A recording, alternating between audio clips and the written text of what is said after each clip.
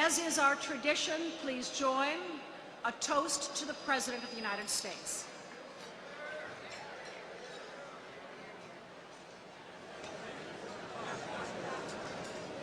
Ladies and gentlemen, the President.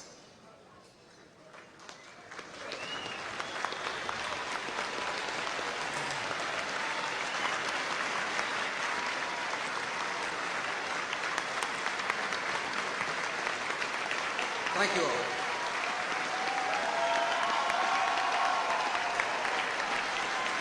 Thank you very much. Thank you, ladies and gentlemen. Please excuse me if I'm a little sleepy. 3 a.m. this morning, the red phone rang. It's the damn wedding planner.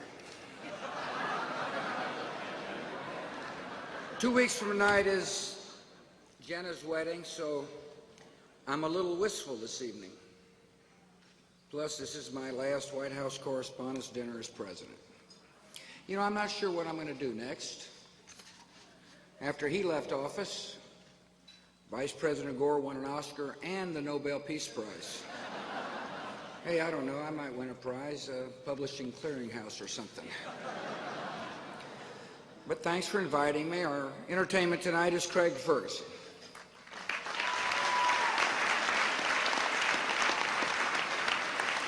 You know, this is a small world.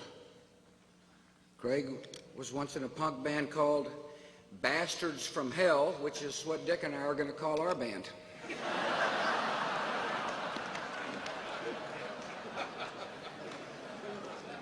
Craig is Scottish by birth. So is Barney. 2 months ago, Craig became an American citizen.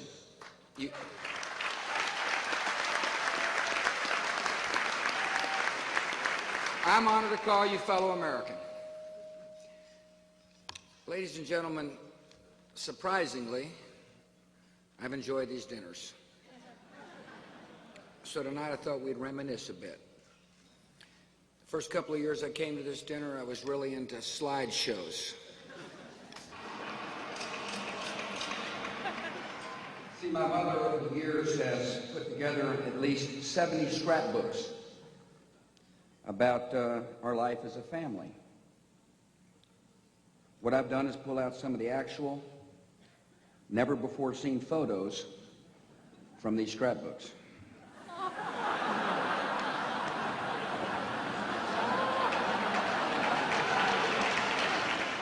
This, of course, was during the great drought of 1953.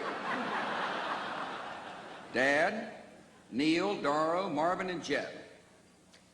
In my family, with all those kids in the tub, it's not arsenic in the water I'd be worried about. Some people have asked me, however, if the vote recount left any hard feelings between my brother Jeb and me. Not a bit. In fact, here's a picture of the governor of Florida.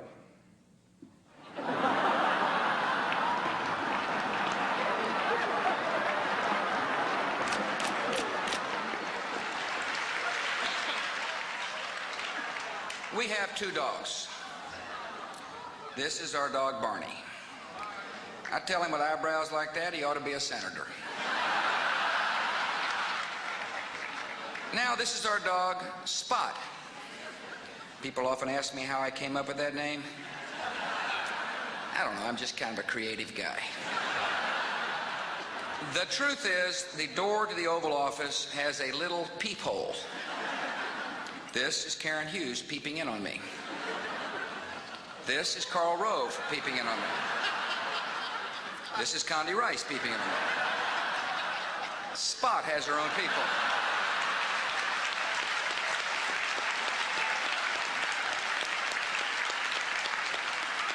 This is Andy Card peeping in on me. And ladies and gentlemen, this is the Vice President of the United States looking through a peephole. And Dick, I hope you're not doing what it looks like you're doing.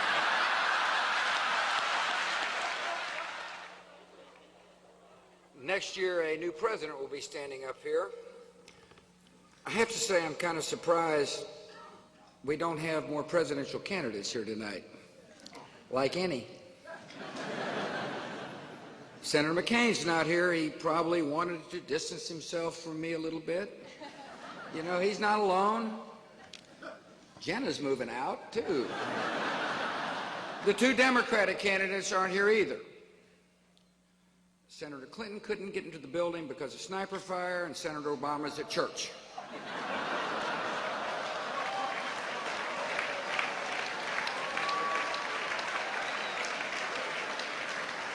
But I'm sure whoever the next president is will show up at these dinners, especially like the dinners in 2005 and 2006, when we had a couple of surprises up our sleeve. And so the city slicker asked the old guy how to get to the nearest town. Not that old joke. Not again.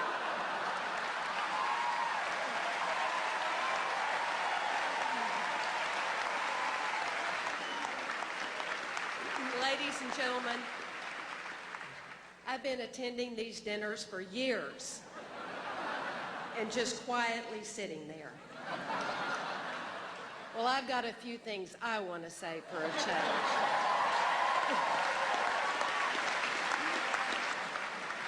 I am married to the President of the United States, and here's our typical evening.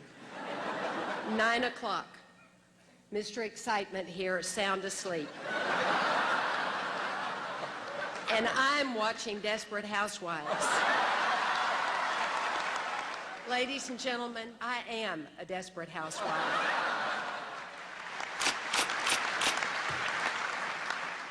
So I want to talk about some serious issues, such as... Okay. Here it comes. Nuclear proliferation. Nuclear proliferation. Nuclear proliferation. Nuclear proliferation.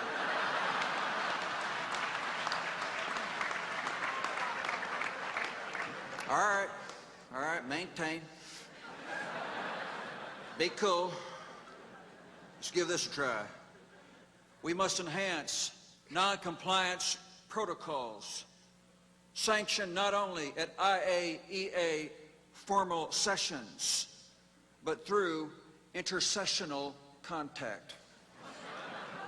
We must enhance non-compliance protocols, sanctioned not only at EIEIO formal sessions, but through intersexual conduct.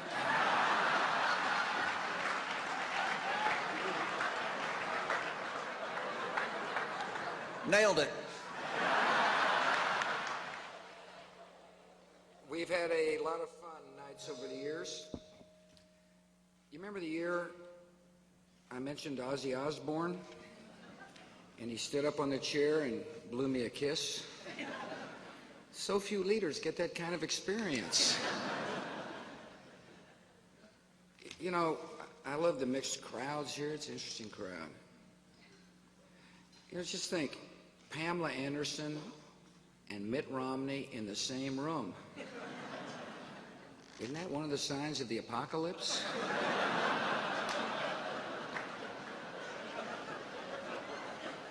Which brings me to Dick. For 8 years as vice president, Dick has ridden shotgun. That's probably not the best analogy. But he is a dear friend, and he's been the greatest straight man in the history of the world. Dick, I don't know what I would have done for material without you. I've been encouraging the vice president to get out and get a little fresh air and exercise. So let me show you what he's been up to.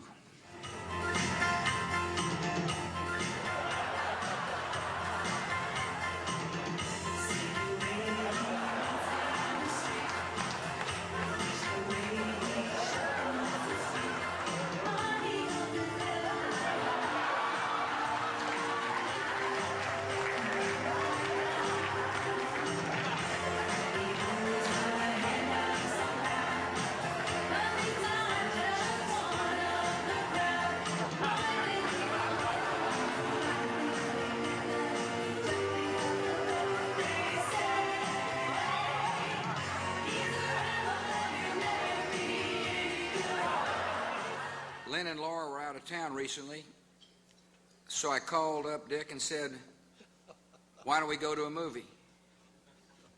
He said, great idea. Let's go to a cowboy movie.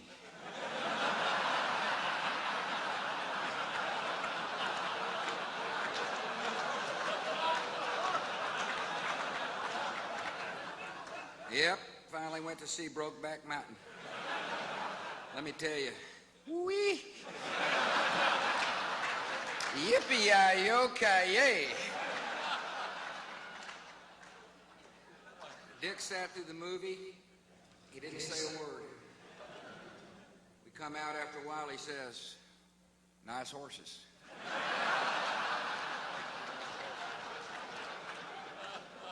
I said, yep.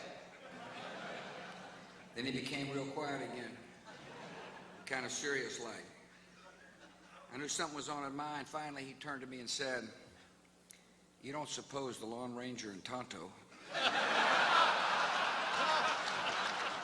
Down the lane I look, Dick Cheney strolling with documents he's been withholding. It's good to touch the brown, brown grass of home. Yes, you're all gonna miss me the way you used to diss me, but soon I'll touch the brown, brown grass of home.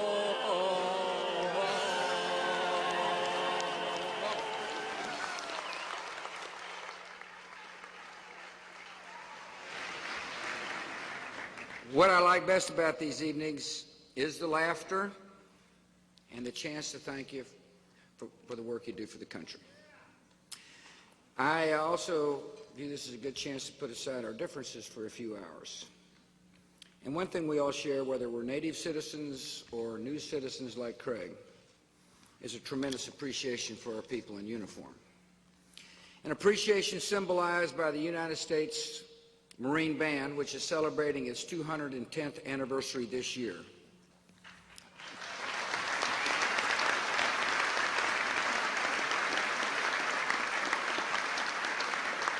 I love the band, and so I'm going to say my farewell to you by doing something I've always wanted to do.